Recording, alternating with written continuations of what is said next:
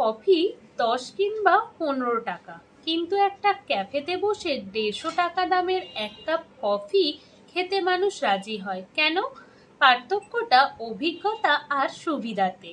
একটা ফার্নিচারের দোকান আপনাকে শুধু চেয়ার দেয় বসার জন্য, কিন্তু একটা ক্যাফে আপনাকে দেয় আরাম, পরিবেশ, আলো ছায়ার খেলা, মিউজিক, হয়তো ফ্রি ওয়াইফাই, আর সবচেয়ে বড় কথা, আপনি এখানে নিজের সময়টাকে উপভোগ করতে পারেন।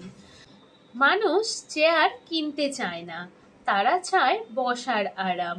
তারা শুধু কফি চায় না, তারা চায় অভিজ্ঞতা, যেখানে তারা কাজ করতে পারে, বন্ধুদের সঙ্গে গল্প করতে পারে, অথবা নিজের মতো একাকী সময় কাটাতে পারে। এখন উদ্যোক্তা কি করে? মানুষের চাওয়া আর ঝামেলা দুটোই বোঝে। মানুষের যেটা দরকার সেটা সঠিকভাবে সরবরাহ করে, ঝামেলা দূর করে সহজ সমাধান দেয়, সময় বাঁচায়, শক্তি বাঁচায়, সিদ্ধান্ত নেওয়ার ঝামেলা কমায়।